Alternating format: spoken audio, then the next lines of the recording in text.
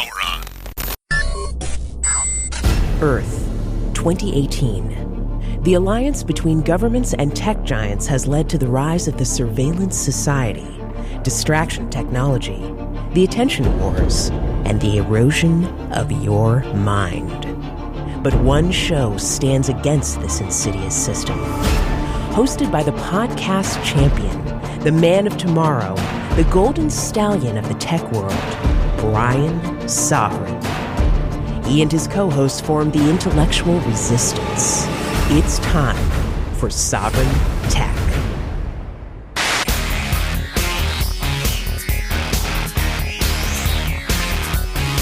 You're dressing all in black, from your front to your back, and all your evil ways, they seem to go on for days, and as a matter of fact, you got white lord, smash it up, burn it down, tearing up the underground. You wanna live like a super villain, back in the lineup, before your time's up. You wanna live like a super villain.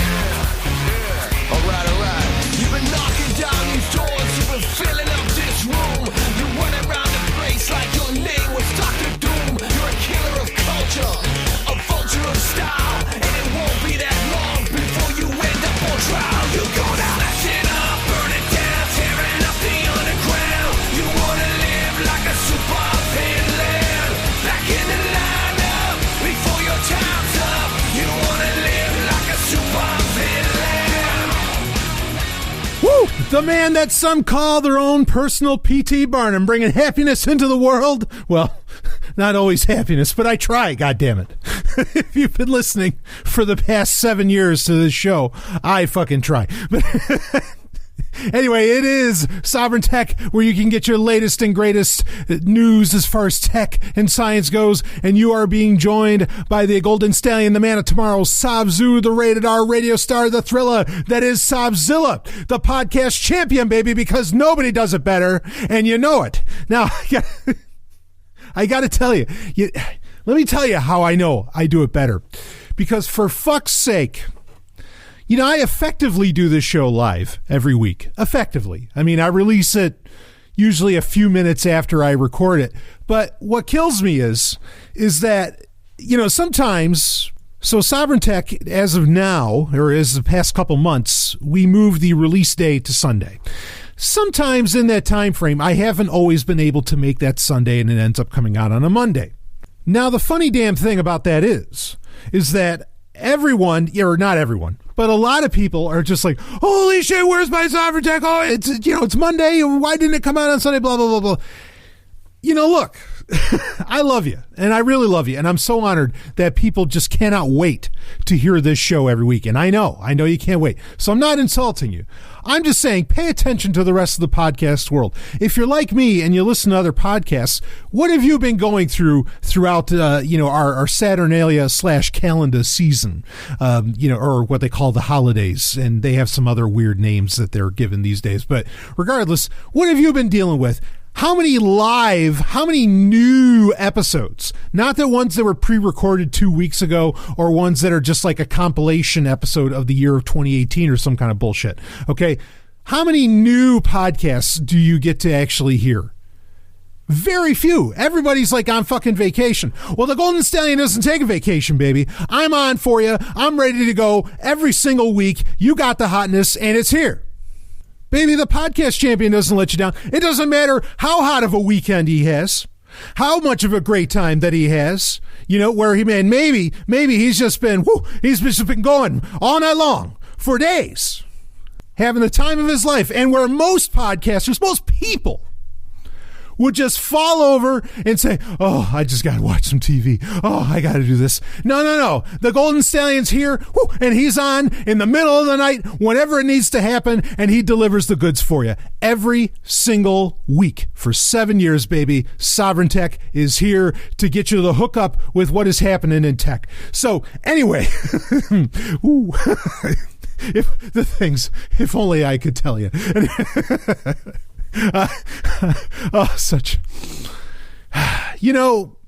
As this is the last episode of Sovryn Tech for 2018, looking a little bit back on 2018. And for our main story, we're going to do a little checkup on how we're doing as far as tech goes in the year 2018 CE. Or maybe my personal favorite, 12,018 HE, right? Holocene calendar or Holocene era. I'm going to call it straight with you. 2018 was kind of a rough year for the Golden Stallion. It really was. But at the end of it all I can tell you is I am one of the happiest. I'm not one. I am the happiest man alive. And one day, everyone will figure out why.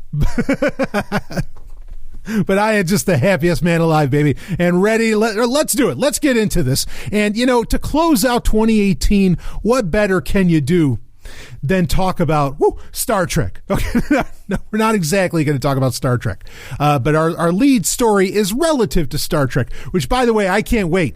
Of course, if you're not a patron for Sovryn Tech, you don't get to hear about all this. But I do a specific, sometimes it goes 2 hours long, what I call the Star Trek update, where it's a show, it's an episode only on Patreon, where I just cover all the latest news and I do all the reviews for anything going on in Star Trek.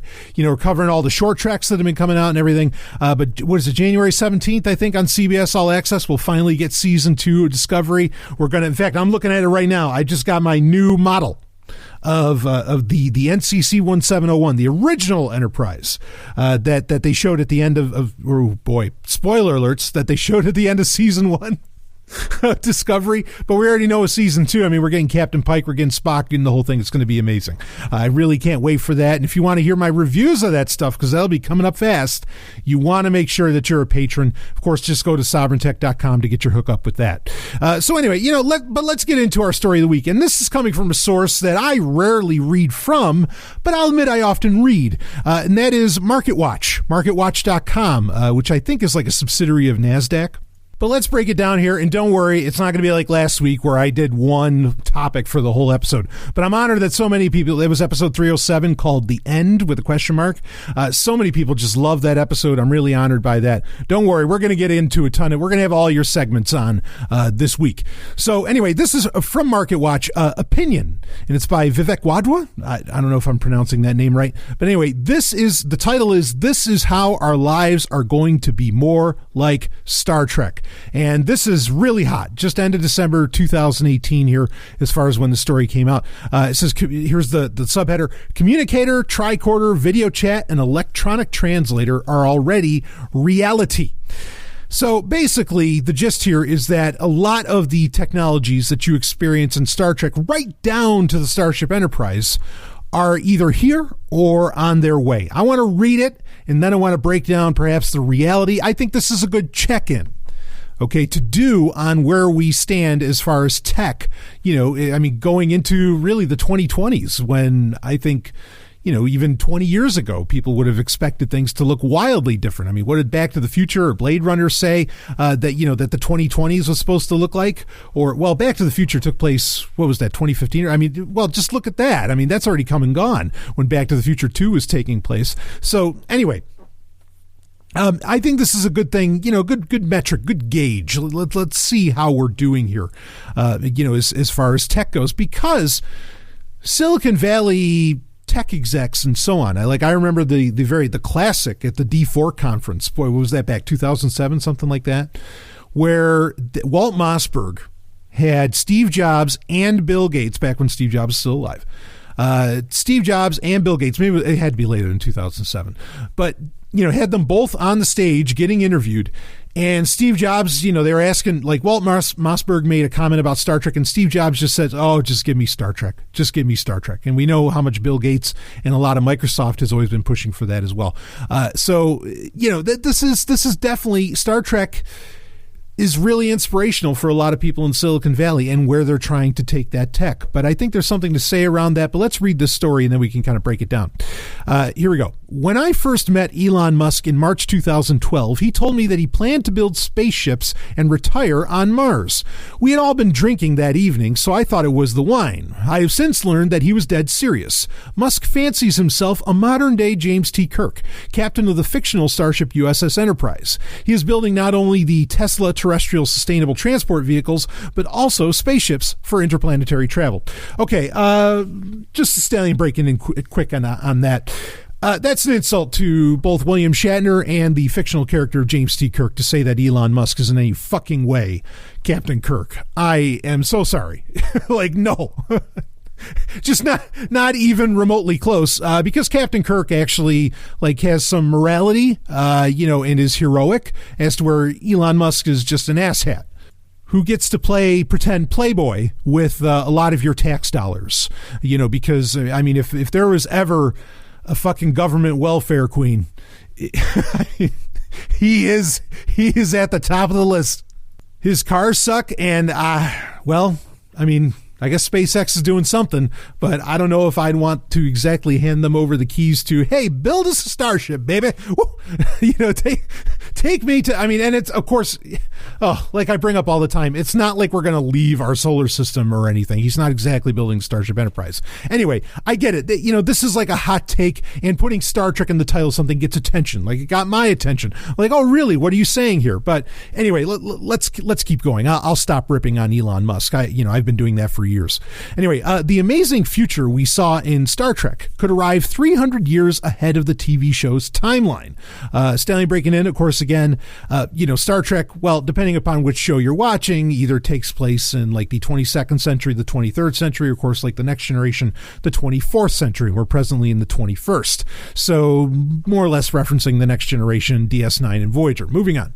Technologies are advancing at an incredible pace, and in some cases are more advanced than the Enterprises. Now, that comment's kind of accurate.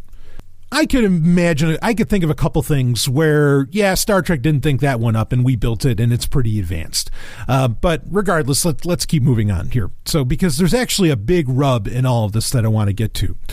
So, reading on, Captain Kirk's communicator, for instance, didn't receive email, play music, surf the web, provide directions, or take photos. It also didn't tell you jokes, as Google Assistant does. It was an inspiration for the 1990s flip phones, which have evolved into smartphones, far more advanced than the communicator. Oh, I can't wait to get to the rub on this. Do you remember the tricorder? He keeps going. Do you remember the tricorder, the handheld medical instrument that Dr. McCoy used for checking a patient's health? Try the new Apple Watch. It will detect atrial fibrillation, hypertension, sleep apnea, and even diabetes. Apple plans to turn our smartphones into medical tricorders, as does Google, Microsoft, Samsung, and others. One New Delhi startup, Health Cubed, has developed a portable compact medical device that provides more than 40 measures and tests, including blood pressure, electrocardiography, blood oxygenation, heart rate variability, blood sugar, and urine protein, and is able to diagnose diseases such as HIV, AIDS, syphilis, dengue fever, and malaria. Dr. McCoy's tricorder didn't do blood and urine tests, as Health Cube does. That's inaccurate, but I don't expect this guy to really know that. All right, I'm going to say this part quick because this is relevant to the tricorder. The tricorder didn't need to do those tests because it could test you without you peeing on it. Like it could just scan your urine. Okay, it didn't have to do a test. It didn't have to put something on a platen for for it to get detected or whatever. It did it non-invasively. Right, with the little scanner maybe that McCoy would hold up, and to say nothing of the fact that I'm really maybe nitpicking a bit, but like he's talking about 23rd century versions of technology, but then he's saying 300 years ahead of time. He's kind of screwing up which Star Trek he's talking about here, the Next Generation or the original series. But does that really matter? No. I mean, the points and the problems actually, I let that out of the bag. The problems with what this guy's saying will be apparent here soon. We already have Star Trek-like video chat capabilities on our smartphones with Skype, WhatsApp, and FaceTime, and these don't require the large clunky monitors that we saw in Star Trek. Star Trek replicators would print food and everyday objects in seconds. Today's 3D printers are version 0.1 of this technology, able to create objects in plastic, metal, glass, titanium, and human cells, though painfully slowly. Give them a few years, and they will become as fast and inexpensive as our laser document printers are. By 2030, we can expect to be 3D printing our dinner as well as our electronics. I'll break in on that one for a second. That might be a little hopeful. In fact, I've had guests on in the past, wonderful guests who have did did a pretty thorough thrashing on where 3D printing is at, and even calling it version 0.1 is being pretty gracious. And to say by 2030 it's going to be this or that, yeah, I don't know. Anyway, moving on. Wasn't it strange that no matter what planet the crew from Star Trek visited, everyone seemed to speak English? This was made possible by the Universal Translator, a device on the lapel of their shirts. Google and Microsoft Translator apps are already doing this across dozens of languages. They also let you hold your phone camera over foreign text and have it translated instantly into a script you recognize. To prepare for our interactions with the Klingon Empire, Microsoft has readied a translator that supports the Klingon language and script. The holodecks we saw in Star Trek were mind-blowing. The crew would walk into an otherwise empty room and experience a different vista. Try out the HTC Vive, Oculus, or PlayStation virtual reality headsets, and you will realize that holodecks are only a few years away. The first time I used the Vive, I almost had a heart attack because I lost my footing at the top of Mount Everest. Okay, I'm going to break in on that one. There's an overall point I'm going to get to with all these, but this one has a specific point that I want to touch on, and that has to do with virtual reality. Now, I am supportive of virtual reality. I am someone who I am excited about what that technology can do and how it can help the human condition, as well as where it can sit entertainment-wise. Virtual reality generally only works, or it seems anyway, to be more acceptable to people when, especially when it comes to entertainment and other things, when it is using a anthropomorphized or a not so realistic version of the world. Like, people are enjoying the more artistic and, shall we say, low res or lower graphic, like people like 8-bit representations of each other. Any attempt at being realistic, they don't even want to bother with it. I don't know what the name is for that effect, if there's even a name for it yet. But VR is here to stay, which is great. That was proven in 2017. But the shape that VR is going to take may not actually be like your Ready Player One or Star Trek holodeck style affair, where it's just meant to look that much more real and so on. It seems more that everything is more purpose-built and not... again, this gets down to, so Sovereign Tech patrons of Sovereign Tech have listened to the User Podcast, which is a separate podcast series that I do, highly produced, scripted. It's my version, effectively, of Cosmos, or The Day the Universe Changed. And I did a breakdown of simulation theory, completely debunking it, I don't know about completely. You can't exactly completely, but doing a fair job of debunking it. And there was a study in 2017 that I referenced where they said, just what it would take to simulate not just the universe, but even just like a person and things like this, to a really high degree, to where you could think that you're within the simulation hypothesis, which is the idea that you and I are effectively in some future humans, version of The Sims, and that life isn't actually real. Now, in my opinion, that's nonsense. Okay, but if you want to hear my debunking of it, you can listen to the User Podcast, become a patron at the $5 level and up. But regardless of that, okay. This guy is just as foolish, who wrote this, just as foolish as Elon Musk is, who thinks that, just because we went from Pong to, Final Fantasy, The Spirits Within or something, okay, the movie, by the way, just because we went from that to that inside of a few decades, that somehow just automatically there is no stop, there is no end to the upward march of graphical prowess and, in computer power. That part, at the very least, I can tell you, is completely untrue. There are limitations to what a computer can do. There are so many atoms in the universe within which to even build a computer that could possibly do half of the stuff. The holodeck's a great idea, but the holodeck itself, to operate in the way that where, say you could, like you're Tasha Yar and you're fighting an Aikido practitioner or something, like a ninja shows up and she's fighting it, or Worf is fighting, he's in one of his battle simulations and he's actually fighting, as in he, throws his axe at it, or, his batleth and everything, and they actually end up getting cut in half. There's something happens when they hit you, you feel it and all that. That requires transporter technology, right? Like that requires phasing in matter and all this. No, the holodeck's not going to happen. Not like that. I mean, it's just not, because the holodeck is really only possible when you also figure out the transporter. Now, the guy does kind of get to that, and I want to read about that because, well, again, there's a big rub to all this. Reading on. The most incredible Star Trek technology was the transporter. Here we go. Beam me up, Scotty, was all that Kirk had to say to his chief engineer to find himself transported to the spaceship from a nearby planet. The transporter converted physical objects and people into an energy pattern, beamed them to a target, and reconverted these into matter. Even on this, we have made progress. Scientists have made significant breakthroughs in quantum teleportation, duplicating the spin state of an electron between one place and another through quantum tunneling, without transmitting matter or energy through the space intervening.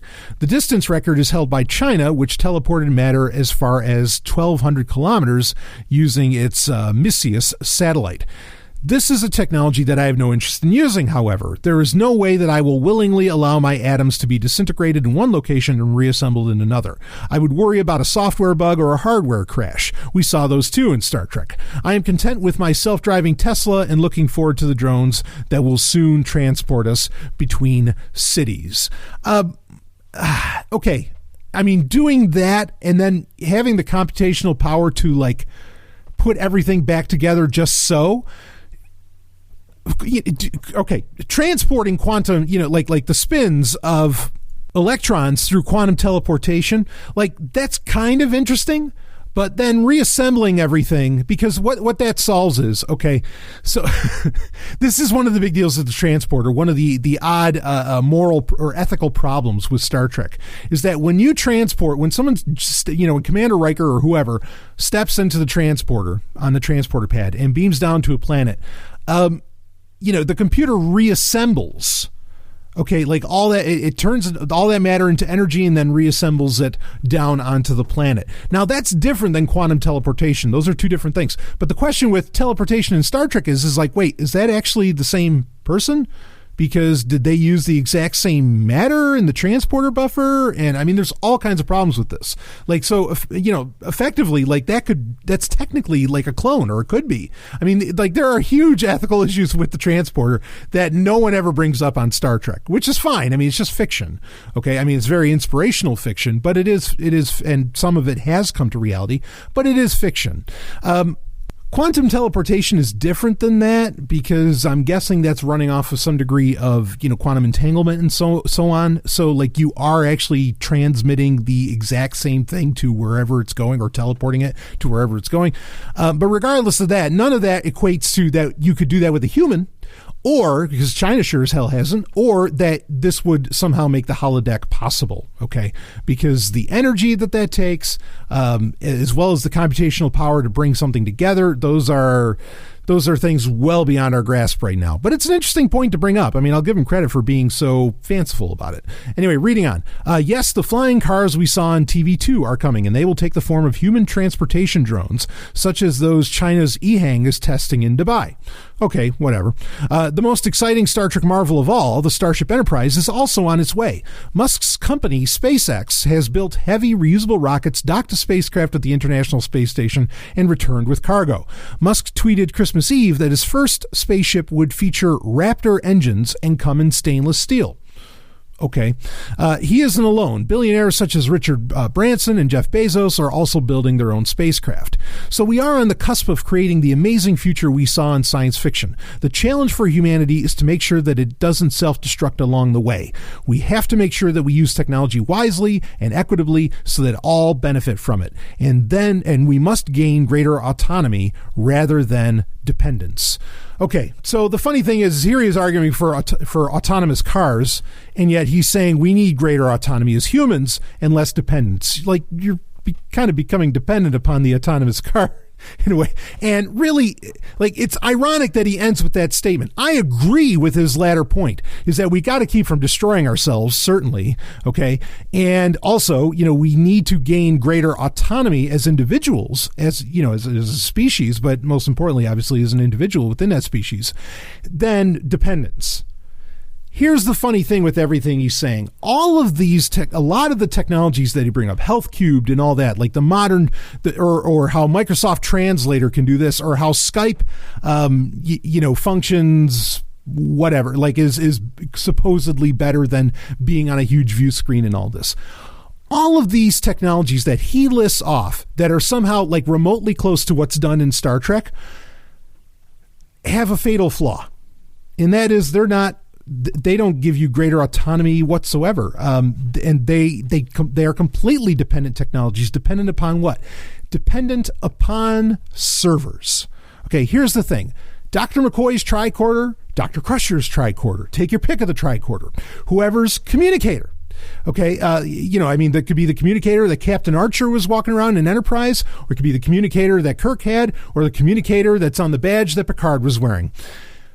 All of those technologies that you see in Star Trek worked independently. They did not require connection to a server. Microsoft Translate only works when it works as well as they like to make you think that it works. While you can download offline language packs to do the magical universal translator aspects of that in more real time and so on, like Skype, is very much able to do. There's no offline language packs for you to download as far as that goes. That all has to be done through Microsoft servers. Okay, that's the rub, is that, like, I watch Star Trek and I get excited about the technologies they have there. But the nice thing about those technologies is that, say, I can't connect, say I'm on another planet, right? Like apparently Musk's stainless steel fucking ship is going to do, which good luck, buddy. But if I'm on some other planet, if I had a Star Trek communicator, it would actually work just on that planet, and it doesn't need any servers to connect to. It would just function as is. The universal translator that I would wear on my lapel that would function through the communicator like you'd see in the original series would just work on the communicator. It would not need to connect to Microsoft servers. Okay, and this is what's fucking annoying about this, is that, yeah, in the abstract sense, we're looking at the Star Trek future, but they're not really Star Trek technologies. A lot of technology that you see in science fiction, this is a point I brought up many times, but I want to reiterate it. A lot of technology that you see in science fiction, it is palatable to us because it's not, like what you're doing with it and so on isn't being tracked by a government, or it's not beholden to a server farm somewhere. It can work independently, and it's usually very rough and tumble, like a lot of Star Trek technologies are. Okay, whether the Enterprise is nearby or not, McCoy's tricorder still works, and it's not because he's connecting to some subspace transponder. Okay, it's because everything fits in there, and this is what fucking annoys me. Is that I get it. It's amazing that, a lot of the technologies and a lot of the ways that we can communicate and a lot of the things that we can do today, it really is remarkable. And it has a whiff. It has a whiff of Star Trek to it, but it's just a whiff.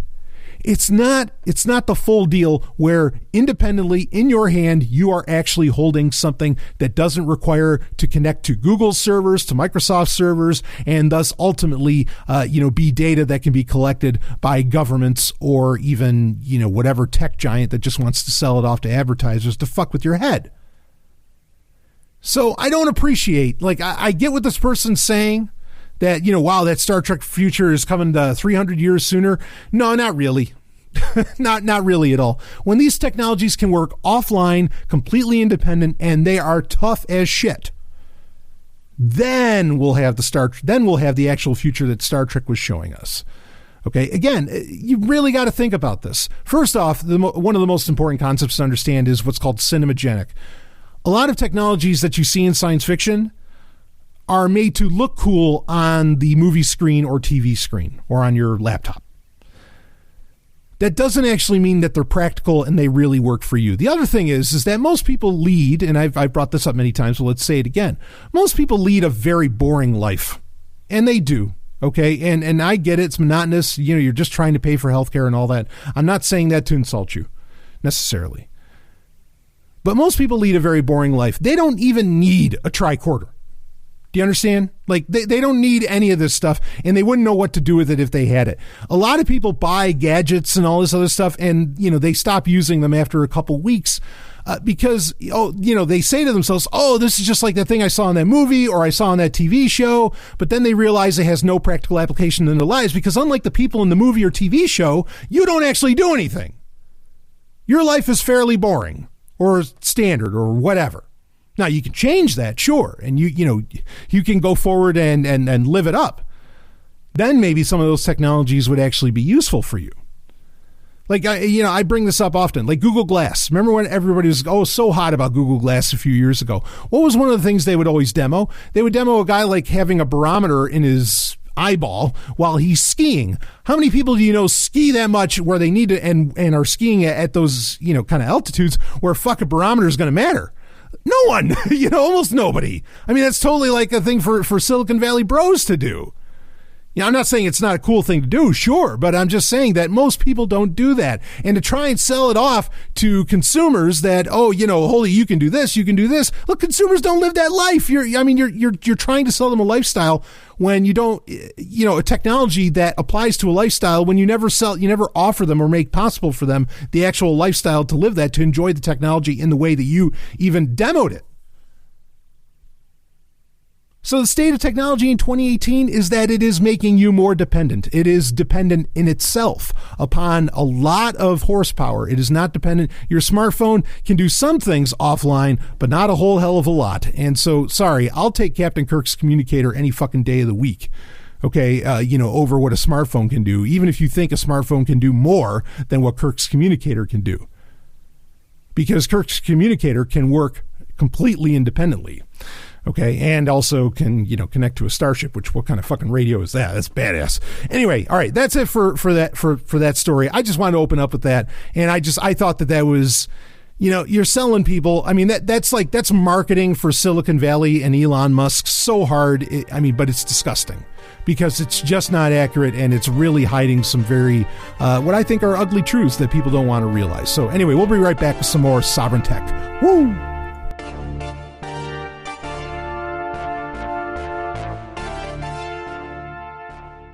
Hey, baby, I know. You are tired of Gmail. You have had enough. Well, I have a solution for you. What I want you to do is you go to Fastmail, okay? It's fastmail.zog.ninja. That's the URL you can use. You're going to get a discount with that. You are going to love this. This is email for email's sake. This company does nothing more. Just email, and they do it right. All the latest security technologies. You want to log into your account with your YubiKey? You can do that. Fastmail has your hookup. Very inexpensive plans. I want you to check it out. You go to fastmail.zog.ninja.com. That'll get you the hookup, and it's an honor to have them as a part of Sovereign Tech. Woo! Let's get back to the show.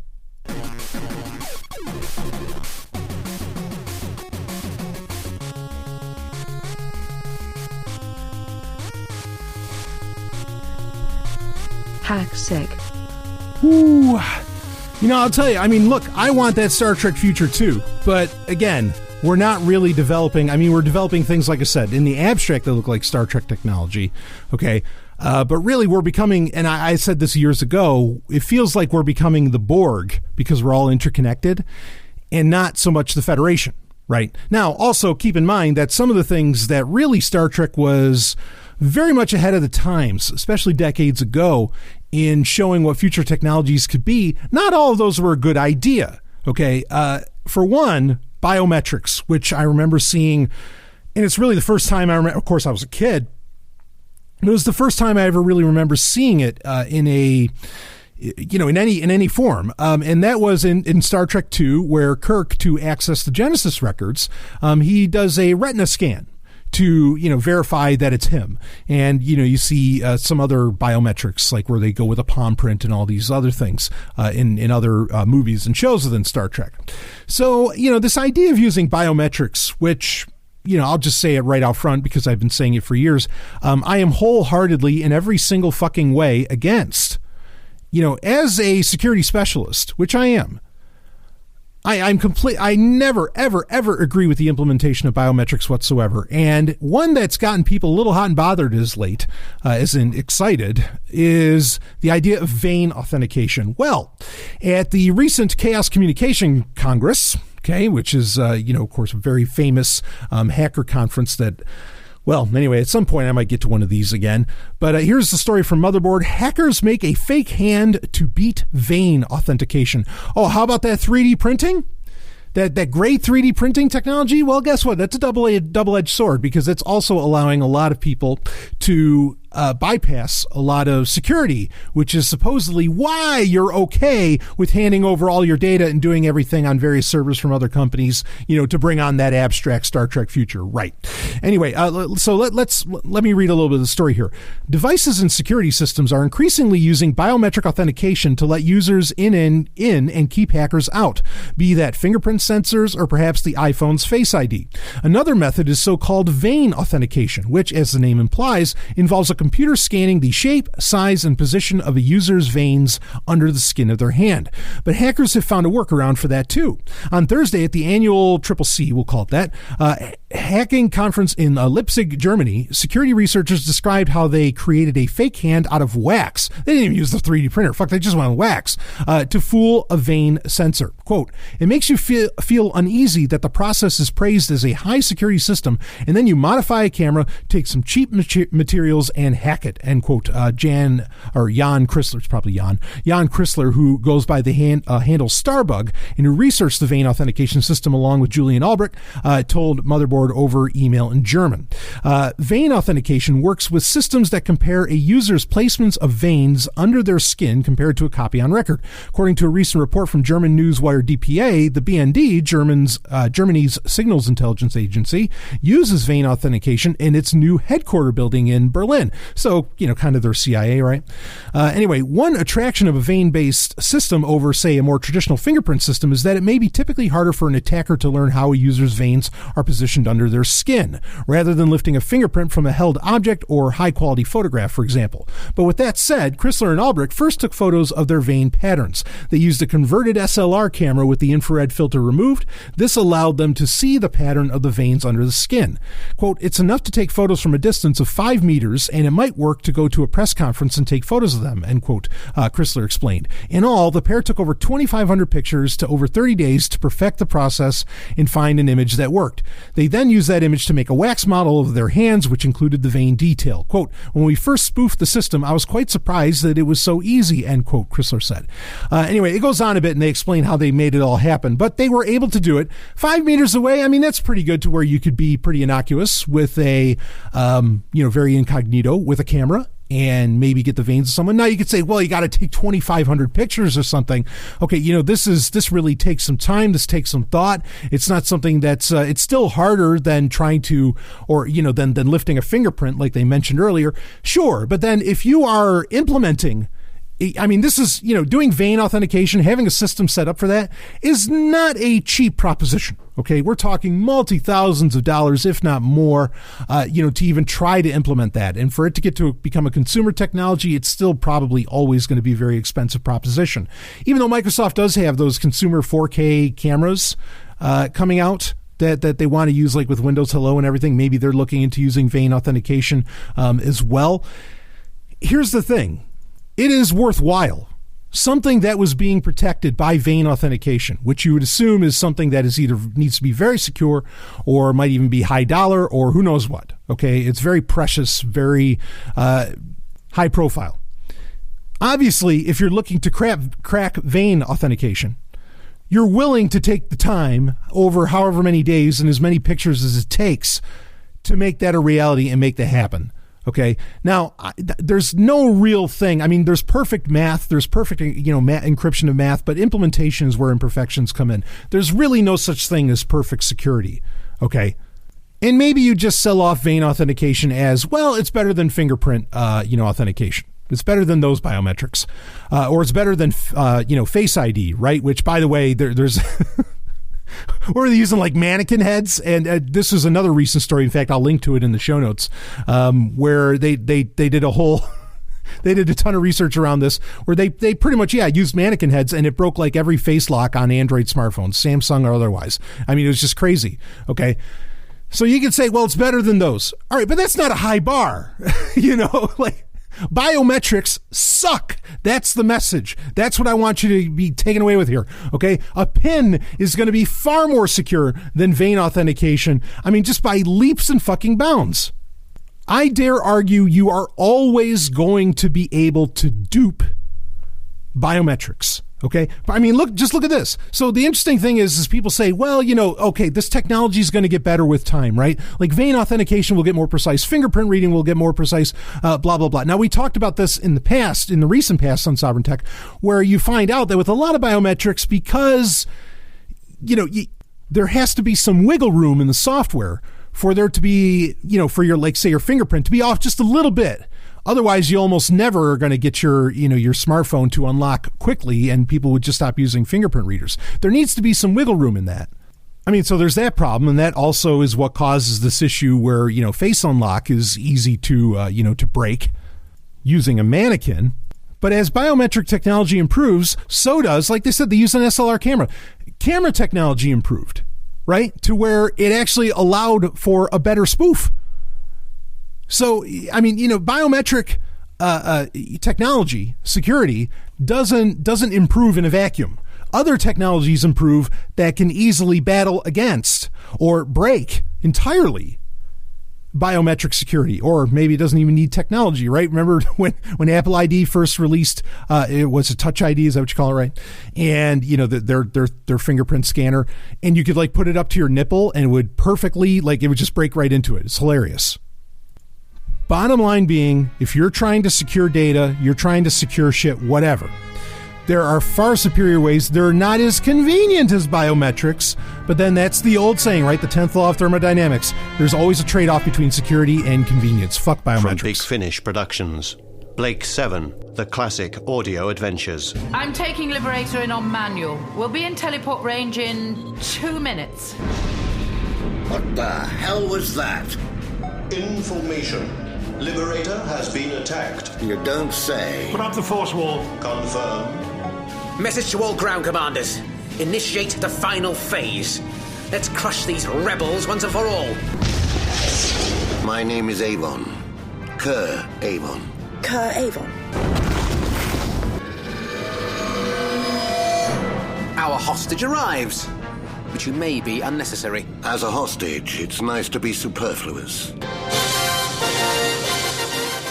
You can go to blake7.com to find more of the new adventures of one of science fiction's greatest masterpieces, Blake 7, at blake7.com. This week in blockchain.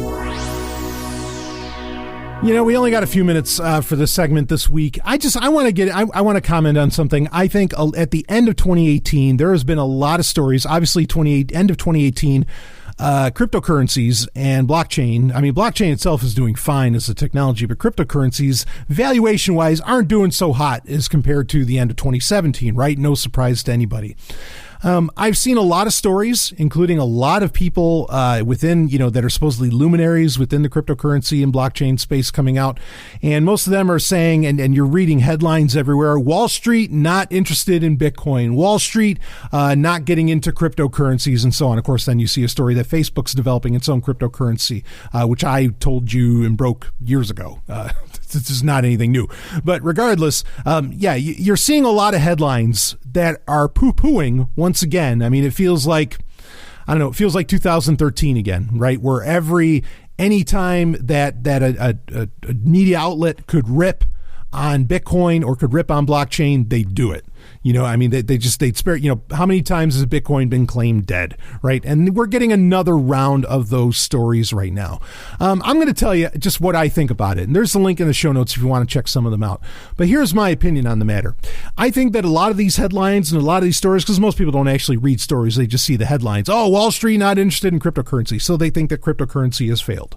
Now, I'll be the first to admit that most cryptocurrencies and most blockchain projects are bullshit. They're pure bullshit. If not, they could be built on good intentions. If not, they're even straight up scams. Okay, I'll be the first to tell you that. But personally, I think that Wall Street thinks the exact opposite. And they know exactly what's going on as far as, where they see where Bitcoin could go. Kind of like what we were talking about last week. We were saying, how all these investors and tech execs, they want to run away when the shit hits the fan. And that blockchain and cryptocurrencies is a great way to independently store your wealth, right? I think they want to artificially, this is an old fashioned game of artificially lowering the value, of a whatever commodity or a good of some kind, something with value, so that somebody can either get out of it, or what I think is actually going on is very much get into it. I still completely stand by the prediction that myself, Tim Draper's also made, that in 2022, you're looking at $250,000 of Bitcoin. And I mean Bitcoin, not Bitcoin Cash, not Ethereum, not any of that. I mean straight up Bitcoin, okay? Lightning Network, the whole thing. Woo!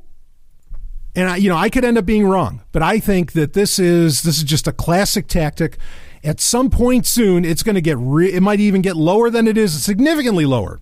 And then someone's going to, Wall Street's going to swoop in, buy up at a really cheap price and really have, not a controlling presence, but, they're going to have serious investment in something that, is going to go through the roof. I'm not going to say to the moon, but through the roof in the next few years. That's what I think is really going on. So don't get depressed. Don't think, oh shit, cryptocurrency's over, blah. I don't think anyone listening to this would think that anyway. But that's my opinion of what's going on. And, even if it were so, even if it were true that Wall Street really wasn't interested in Bitcoin and that they're not going to get into it, or that, whatever financial institutions aren't interested in getting into it, even if that were so, fine. Then it doesn't have to be for them anyway. Who it needs to be, I put a link in the show notes. PayPal blocked all of the Hacker News, who I've read from their stories. I mean, they're a very, very trusted, very popular source in cybersecurity. They all of their PayPal accounts have been banned, and there's like a 180-day hold on any funds that are in there in the first place. Permanently banned without giving a reason whatsoever.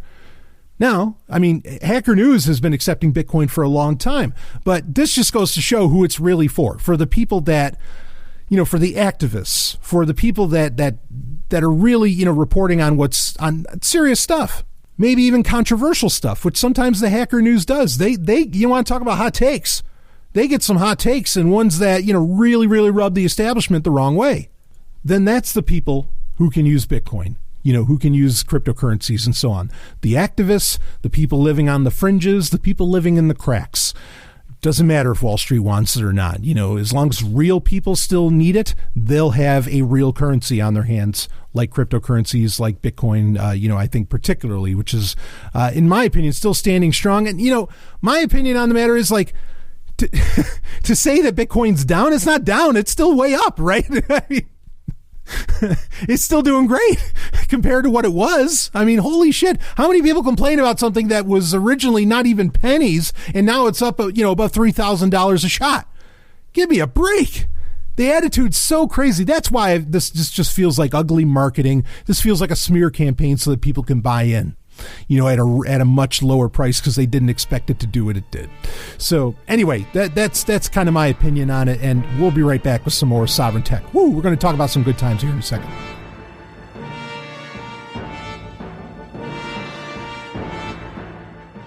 Hey, I know what you're thinking.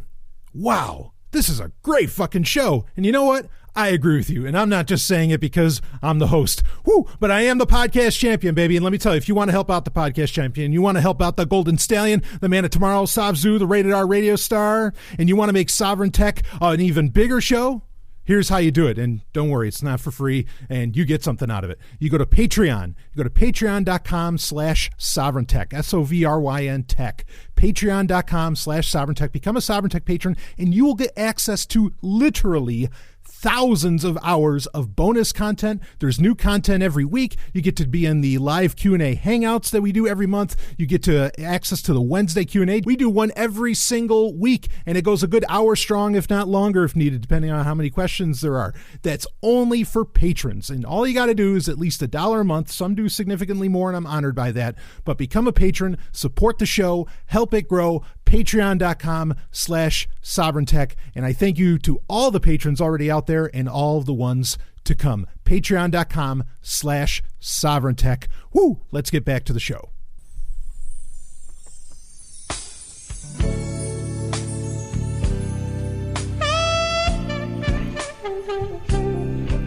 The Climax.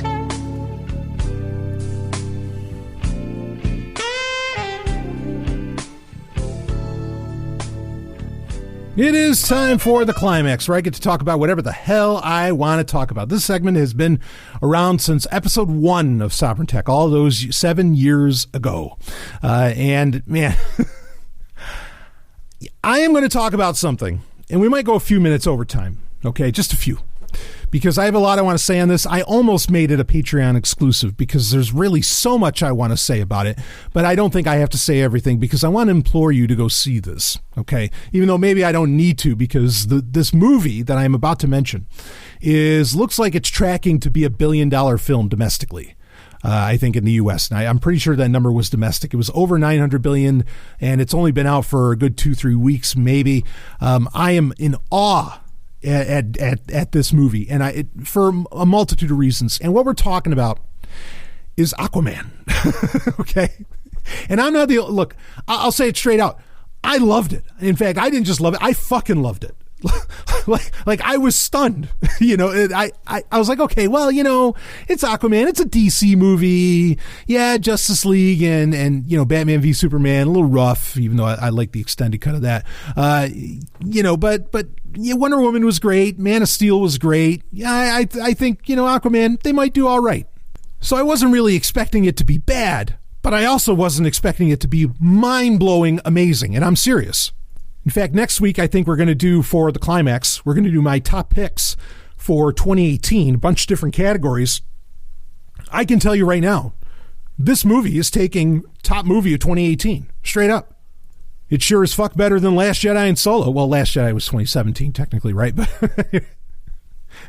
I mean, this was that good.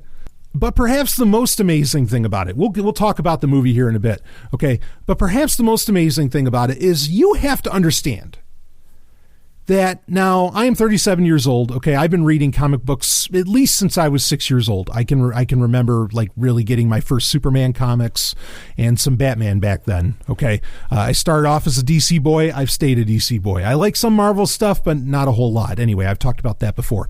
In fact, recently I reviewed the Venom movie, which is kind of one of the latest. It's not Into the Spider-Verse, which that's a whole other story.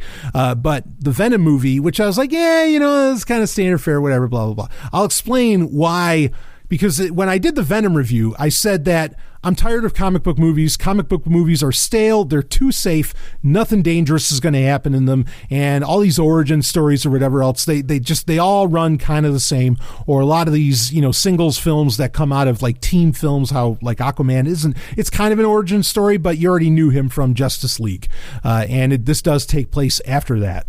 So why am I amazed by this movie? I'll tell you in a second, because it met the caveat that I gave during the Venom review. So Aquaman, it's Aquaman. This character, even just 20 years ago, pretty much before 1996, like 95 and 96, Aquaman was a fucking joke. Okay, like the idea, like if you told me, even if I was a little more conscious, if I was an adult in 1993 or 94, and you said to me, Brian, there's going to be an Aquaman movie in 20 years. And it's going to be one of the best movies it's just going to be one of the most fun and best movies you're going to see in a long time. I would laugh at you. I would laugh so hard at you, not because I can't believe that a comic book movie could be so good, but because it's Aquaman. Aquaman was the butt of when society wasn't so, and thankfully, thankfully now they are sensitive to homosexuality, but when it wasn't so sensitive to homosexuality, there were constant jokes about Aquaman being gay, wearing those green and orange tights, and blah, blah, blah. I mean, it was just, it was considered a fucking joke. And for Aquaman now to not be seen as a joke, and in fact to be a great film, is positively remarkable. I mean, it's not like Iron Man. Like Iron Man, I've talked about this before, where, Iron Man, the first Iron Man movie is one of the best comic book movies of all time. Probably sits in the top 3 underneath, I would say, 78 Superman and 87 Batman, right? Okay. Or is that 89? Whatever. And the first Michael Keaton, Tim Burton Batman film. It sits right underneath those. Okay. I mean, those Avengers movies are just, that's bullshit for people with ADD. I'm just kidding. I'm not making fun of people with ADD, and ADD might not even be, well, that's another story. But this movie will sit in my, I guess, top 5 comic book films, because Wonder Woman would probably easily take, like the number 4 spot. And then I think this will take number 5. I mean, it's that goddamn good. Now, to clarify, post-1996, when Aquaman would go through a major revamp and the comic book character itself would really have this, not like a rebirth like the recent DC comic book line called Rebirth, but like a rebirth where, he has the long hair, he has the beard, very much what Jason Momoa, who plays Aquaman, or Arthur Curry in the 2018 film that we're reviewing here, very much where that look comes from, that grizzled look. Okay, Aquaman would get that grizzled look, would get more of that Throne of Atlantis. He'd be wearing the trident like he was a one-armed guy, and his other arm, or, one-handed person, and his other arm was a trident. I mean, like, he became this real badass after 1996. Now, after 1996, yes, it's believable that people would get excited about Aquaman and that Aquaman could make for a great movie, okay? But I'm just saying, in the annals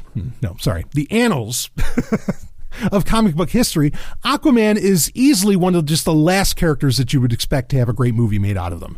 Also, I mean, Jason Momoa he was good. Actually, I really like him as an actor. He's done tremendous stuff. Going way back, okay, especially within science fiction. But he was good in Justice League, last year's Justice League, but like he didn't stand out that much. Even though he did have one of the better scenes with Batman, or Bruce Wayne, particularly, with Ben Affleck at the wheel with that. But yeah, I mean, so in 2006, a lot of people don't remember this, but in 2006, I know everybody goes nuts about the CW and the CW DC universe and how it's really, Legends of whatever and Supergirl and The Flash, there's all these TV shows and there's like the CW crossover universe with DC and everything. In 2006, the hot thing going and was, it went, 8-9 years or 7 years? It went a good long while. And I think it was a tremendous show. Smallville.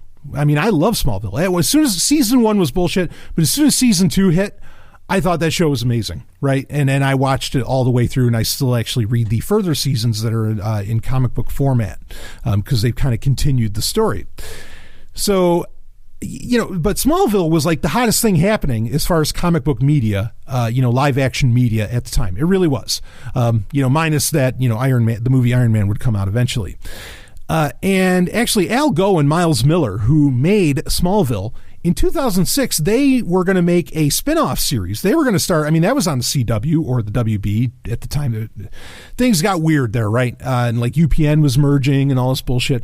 Anyway, but they were going to do a spin-off of a TV show with Aquaman. In fact, they even filmed the pilot. And ironically, Justin Hartley, who would go on in Smallville to play, Green Arrow, play Oliver Queen's character, and he does just a much better job and is far more believable and far cooler than the Arrow show that's out there now, which is absolutely horrendous. But anyway, Justin Hartley, before he became Green Arrow, in Smallville, he originally was going to play Arthur Curry, and be Aquaman. And in fact, it's a very popular, they did finally release it like on iTunes and in some other services.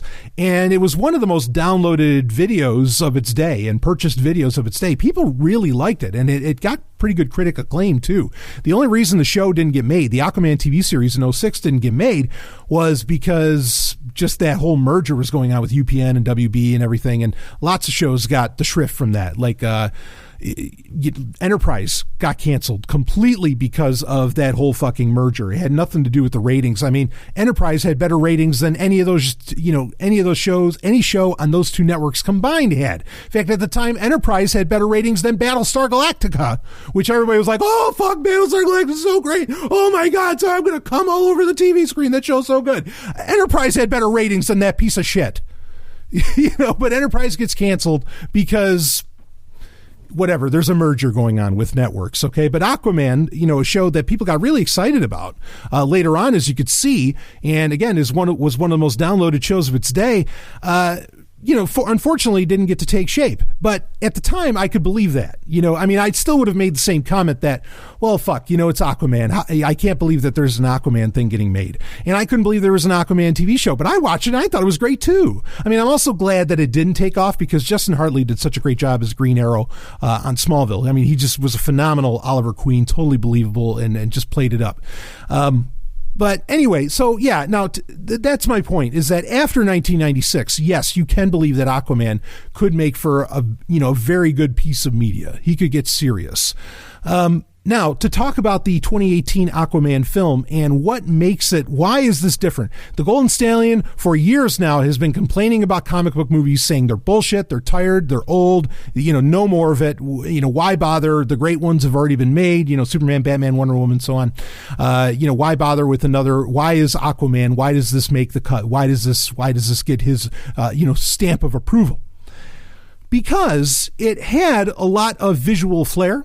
It had a presentation that, and this is what I said during the Venom review. I said, you have to give us a visual style. You have to give us something that is so otherworldly, that just stands out from the pack, like Doctor Strange, where the visuals were just well, no pun intended, strange and weird, that it made the film beautiful in and of itself. But if you're just going to go straight to head with, a comic book story or an origin story or something, yeah, it's going to be the same bullshit that we saw last year. It's going to be the same fucking movie, that it's going to be Black Panther. Well, Black Panther had style, so that kind of worked too. That's the thing. If it has style, and this had a lot of style, a lot of neon, so with spoiler alerts, I guess I might put something out there, but I don't really need to tell you the story for you to grasp, just why this movie was so amazing. Okay. And not to say that it's without its flaws. All right, I'll certainly say that. But there was a very impressive visual style with this. So, like when they go to Atlantis, of course, Aquaman is in the comic books the king of Atlantis and so on. There is certainly that's definitely a plot point within this movie. Okay, now when they're showing off Atlantean technology and Atlantis in general and so on, everything's very neon. In fact, I think this movie borrowed a lot of beats. I think James Wan, who directed it, and the screenplay was David Leslie. Anyway, yeah, I forget the exact name, but I think they borrowed a ton of beats from a 2010 movie called Tron Legacy. Of course, that should need no introduction from listeners of Sovereign Tech, but even just things that happen within the movie. Not just the neon style, but in like the outfits and the technology and everything, but even events that happen in the movie. Certain fights were very reminiscent of like Rinsler versus Sam, and in Tron Legacy and so on. And even the races feel very much like the there's certain, shall we say, getaway scenes that smack really hard of when Cora, Sam, and Kevin Flynn are getting away from Clue and Rinsler and so on in Tron Legacy. I mean, they're almost shot for shot. And the neon just adds to it, right? Like to where it really feels like the same kind of film. And people don't give Tron Legacy enough credit. I don't think they realize just how brilliant a film that was. But in general, people have horrible taste anyway. So Aquaman had a flourish to it and a look to it. And really this is so, you would think Justice League, when we're talking about like the idea, oh my God, there's going to be a Justice League movie, right? Or, holy Satan, thank you. There's going to be a Justice League movie. That should be the biggest thing ever. Somehow, Aquaman ends up being like the biggest DC movie as far as like grand scale of things happening ever made. I mean, this is huge. There are battles in this. And maybe you think this is a spoiler, but there are battles in this. They are bigger than anything ever done by Peter Jackson in Lord of the Rings. I mean, they are fucking massive, what goes on. And it just keeps getting bigger and crazier, like all the time. It's a very fast-paced film, too. In fact, maybe one of the only real critique that I would have of it is that and it's not exactly a critique because it didn't cross the border. And the border I'm talking about is speaking of another comic book movie, in fact, comic book movies, unfortunately, that get forgotten when I think they're actually pretty great. Blade 2, okay, from what was that, 2001, 2002, something like that? Blade 2 with Wesley Snipes was the first movie as myself, a dilettante or a connoisseur of action films, where I saw it, and I saw it in theaters, and I said, that was too much action. Because that movie just doesn't let up. It just keeps going and going, right? It's nonstop. And you don't even really get a whole lot of story. Aquaman almost got to that point where there's moments where things are quiet, but then there's always someone breaking down a wall or, some like explosion that'll just suddenly happen or something like that, where it feels like the movie doesn't get a chance to breathe. Okay, but it's not to the level of Blade 2, where Blade 2 crossed the line. I don't think Aquaman exactly crosses the line, because some of the quieter moments are just some of the most fun. There's some very romantic stuff in it, which I thought was phenomenal. That is sorely missing in comic book movies today. And you really, I mean, you know, I mentioned earlier, Wonder Woman kind of had the romance. There was some great sexual innuendo and jokes in that. But, you know, the Tim Burton Batman had, you know, with Vicky Vale, I mean, there was a bit of romance there, some interesting stuff. Certainly the 78 Superman's one of the most romantic movies ever fucking made. I mean, just watch it and tell me I'm wrong. You know, it is so romantic. I mean, the flying scene, are you kidding me? That's a love. Well, I kind of have that love. So anyway, I'm not going to complain about that. But this had romance in it. I mean, it's a movie that just, goddamn it, had everything.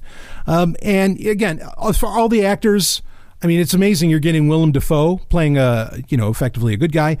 He was just dynamite in it. Momoa, I thought, did a great job.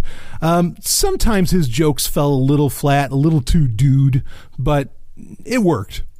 Patrick Wilson killed it as Ocean Master. I mean, just killed it. It was great. Amber Heard was fantastic as Mara. Nicole Kidman was great, you know, playing Arthur Curry's mom, Atlanta or whatever. And here's the standout, kind of the dark horse as far as casting goes. There's two. One is Tamura Morrison was in it, and that was so great to see Jango Fett in action, right? I mean, seriously, like he plays Arthur Curry's, he plays Aquaman's dad. But to see, the guy that all those clone troopers is based on back on the big screen, since episode 2, since Attack of the Clones, fantastic. I was so pleased to see him acting. And he has such a great presence, and he really, this guy can act. I think a lot of people rip on him because of Jango Fett. No, this motherfucker can act, and he was great.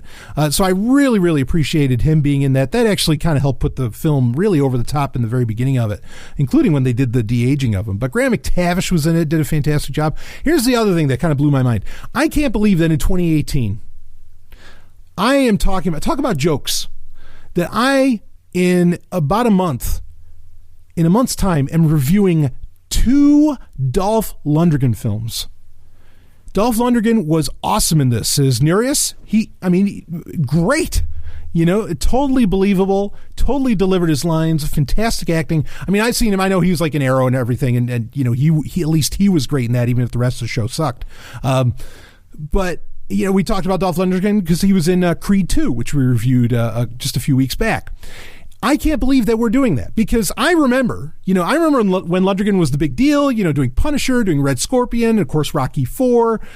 You go down the list of movie that I reviewed 3 Dolph Lundgren movies in 2018, but one was a classic, that being He-Man and the Masters of the Universe specifically, where he played He-Man.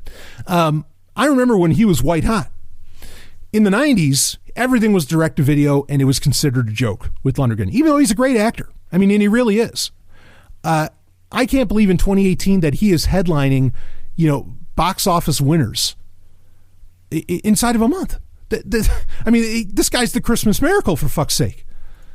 So the acting was perfect, and just perfect. You get Nicole Kidman, come on, and really. So love the acting. James Wan did a fantastic job directing. I think he actually did a better job than Zack Snyder could, or he sure as fuck did a better job than Joss Whedon could even dream of doing. James Wan has got to be one of the hottest tickets in Hollywood right now as far as directors go, and kudos to him. Like I said, this movie did border on too much action, too fast paced, not taking a breath, but it just bordered on that, and I think it gets the pass. Music wise, you got Rupert Gregson Williams coming back, who also did the tremendous score for Wonder Woman, which I was very impressed. I listen to that soundtrack all the time. The soundtrack for this movie, it goes up and down. It has a broad range. There's a lot of metal. There is a lot of electronica. Okay, you get tons of that, and there's some symphonic stuff, as well as some nice inclusions of classic songs, like actual rock songs or songs.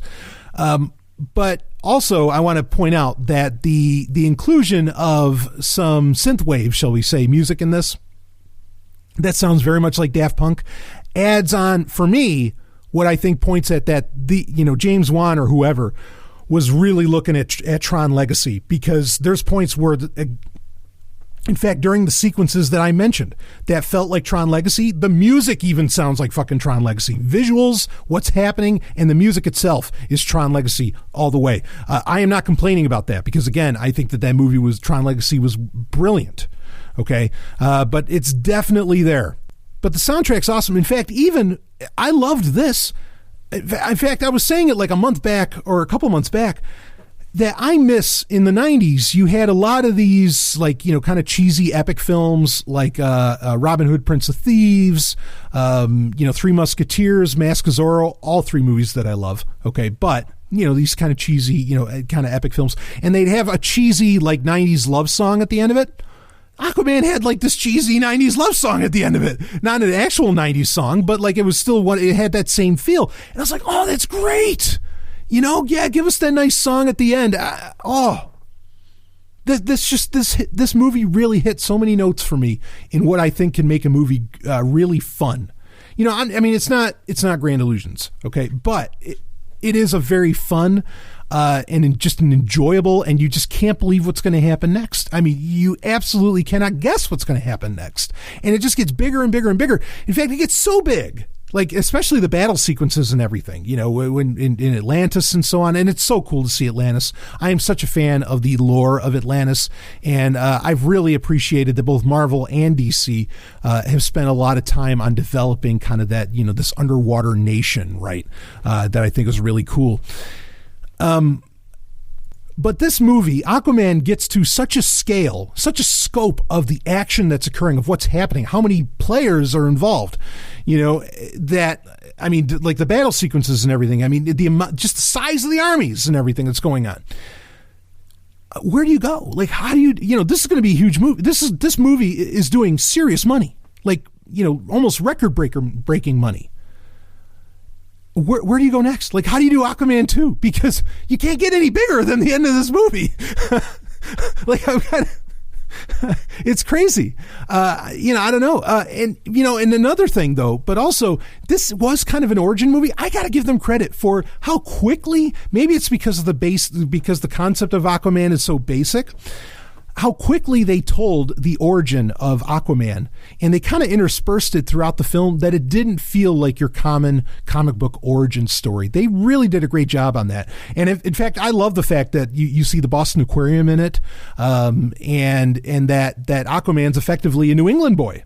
As to where actually in the one with Jason Hartley from 2006 that they were going to do the TV show, he was going to be in Florida, which that would have been fucking boring. I think it's way cooler to have him be in Maine, so man, it makes me, I'll tell you, usually I read the comic book and then I go and watch the movie and I'm like, wow, that movie sucked ass, as far as comic book movies goes. This is one where I watch the movie and I go, fuck, I want to start reading some Aquaman comic books. I don't know what greater compliment I could give a comic book movie. And, another thing quick, there's really two villains in this film. There's Ocean Master, who's, Aquaman's brother, right? Half brother. And there's Black Manta, which we all knew about Black Manta. I don't think everybody knew about Ocean Master until the trailers hit, but we knew Black Manta was coming. There's two villains in this, and both of these villains, unlike every Marvel film ever made, okay, and even some DC films, unfortunately, they get developed. You understand why they're doing what they're doing. They have motivation. There is, everybody critiques this. Even people that love the Marvel movies admit that the villains really get a short shrift unless it's Loki or something, right? They don't get enough development. You don't really understand. They're just they're the bad guy and that's it. Not so with Aquaman. You really get a lot of depth and thrust as far as what's going on with both Black Manta and with Ocean Master in this movie. And I was just summarily impressed by that. You almost, in fact, I dare say you almost feel bad for the villains. Try that one on, Marvel, where we feel bad for the villains. That doesn't fucking happen, okay? It just doesn't in a Marvel movie. So yeah, like I said, I'm going to put this in this, if it has to unseat Batman Ninja or something, this is in my top 5. I'm going to put this in my top 5 comic book movies of all time. Like it's going to sit there, and that's not. There's only in my top 5 comic book movies in history. There's only one Marvel film in that list. You know, everything else is either classic DC or now it's Wonder Woman and Aquaman. Bravo. Just fucking bravo to James Wan, Jason Momoa, and everybody at DC. You got yourselves a winner. Just when everybody thought that the DC movie universe or cinematic universe was going to fall apart and was over. I mean, it might have kind of fallen apart, but you've got some strong characters that you can run with. You've got Wonder Woman that you can keep rocking with. You've got Aquaman that you can keep rocking with, and keep it up because Wonder Woman and Aquaman alone are better than just about every Marvel movie that's come out in the past 10 years. And I say specifically 10 years, because they're not better than Iron Man, but Wonder Woman's up there. But anyway, I mean, just fucking brilliant. Dynamite. So go see it. Don't wait for this one to come out in videos. This is a movie on a grand scale. Okay, think I'm dead serious. Think Lord of the Rings. Go see this in the theater. Go hit it up. In fact, I saw it in RPX, which is like Regal Cinemas sort of that's their IMAX. And wow, a lot of bass in that. In fact, it might have been a little bit of seeing it in RPX might have been a little bit of a negative.